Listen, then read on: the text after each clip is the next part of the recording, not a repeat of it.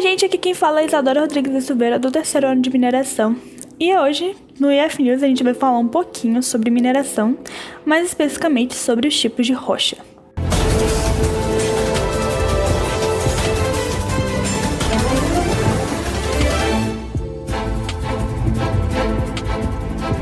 Mas antes de tudo, pra gente entender os tipos de rochas, a gente deve entender o que é uma rocha, né? Uma rocha é um agregado mineral, não só composto por minerais, como também por compostos orgânicos ou inorgânicos. E o que isso quer dizer? Isso quer dizer que nas rochas, além de minerais, a gente pode encontrar partículas provenientes de outros lugares e restos mortais de animais e plantas. E é assim que se dá o aparecimento de rochas contendo fósseis de animais e folhas, por exemplo. Então, recapitulando, rochas são um agregado de minerais e compostos orgânicos e ou inorgânicos. E agora que a gente sabe disso, a gente pode pontuar que existem 3 tipos de rochas: rochas ígneas ou magmáticas, rochas sedimentares e rochas metamórficas. As rochas ígneas, também chamadas de rochas magmáticas, dentro desse grande grupo, há 2 subgrupos: as rochas intrusivas e as rochas extrusivas. Aqui nesse desenho a gente consegue perceber a diferença entre as duas, sendo rochas intrusivas feitas, sendo formadas no interior da Terra, e as rochas extrusivas sendo formadas de fora, aqui no lado mais perto da superfície. As rochas ígneas, elas são formadas totalmente pelo magma, ou pela lava, como são as rochas extrusivas aqui na superfície, depois que o magma já saiu, por exemplo, do vulcão ou da dorsal. Se deve totalmente ao derretimento desses minerais, da formação dos mesmos, se formando rochas como, por exemplo, granito, gabbro, e como, por exemplo, rochas extrusivas, a gente tem o basalto e o riolito. Então, recapitulando, rochas ígneas são formadas por magma ou lava predominantemente, certo? O segundo tipo são as rochas sedimentares.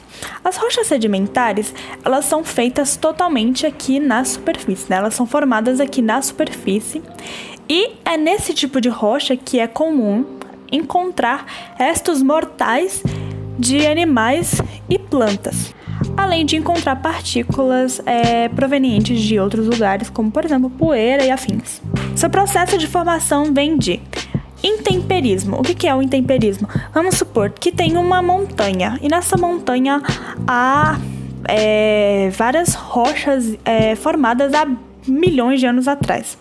O intemperismo vai ser a ação, por exemplo, tanto química quanto física, que vai acabar fragilizando essa rocha, deixando-a mais fraca e vulnerável. Seguido do intemperismo, a gente tem a erosão. A erosão é o que vai fazer que essa rocha fragilizada se desagregue, digamos assim. E, seguindo da erosão, a gente tem o transporte, que vai fazer essa rocha desagregada e fragilizada e até um local possível para sua formação, como, por exemplo, o leito de um rio. Suponhamos ainda que esses sedimentos estejam em um leito de um rio. Seguido do transporte, haverá a deposição. E esses sedimentos serão depositados muitas vezes, nem sempre, em camadas, como a gente pode ver nessa foto. E logo depois, esses sedimentos serão litificados, se transformando em rochas. A litificação, ela se deve muito à gravidade, e à densidade das partículas que estarão por cima, compactando essas partículas e fazendo elas se transformarem em rochas sedimentares. Mas nem toda rocha sedimentar é formada em um leito de um rio. Elas podem muito bem ser formadas em desertos com a ação do intemperismo e erosão e, inclusive, transporte físico do ar, acabando formando o arenito que a gente tem aqui nessa foto. E as rochas metamórficas, que é o terceiro tipo, As rochas metamórficas, diferente das outras rochas, o seu principal material fonte é qualquer rocha pré-existente, diferente, por exemplo, das rochas ígneas, que precisariam do magma, né? E nessa aqui, nas rochas metamórficas, embora elas estejam em um ambiente muito parecido com o das rochas ígneas, ou seja, em um ambiente de alta pressão e temperatura, elas não chegam a derreter, ou seja, não há ação de um magma e nem de lava aqui. Há apenas uma mudança, um metamorfismo físico, sem a presença de fluidos. E com o aumento da pressão e da temperatura, há a deformação desse material rochoso, e esses materiais, devido a essa pressão e temperatura, eles serão talvez até substituídos, se transformando em novos minerais. E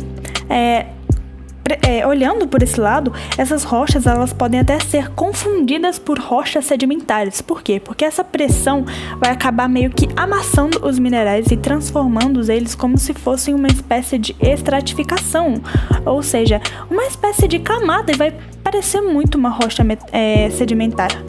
Mas não vai ser o caso. E é isso, pessoal. Obrigada por assistirem até aqui. Se você gostou desse tipo de conteúdo, não se esquece de se inscrever no canal do IF News e seguir a gente lá no Instagram. E também, se você gostou de conteúdos relacionados à geologia, como por exemplo o ciclo das rochas e o tipo de rochas e tudo mais, não se esquece também de passar lá no projeto PineDuke. A gente também tem um canal no YouTube, a gente tá aqui no YouTube, e a gente também tem um IG no Instagram, então não se esquece de se inscrever. E é isso, obrigada por assistirem, deixe seu joinha, compartilhe, se inscrevam, e é isso, muito obrigada.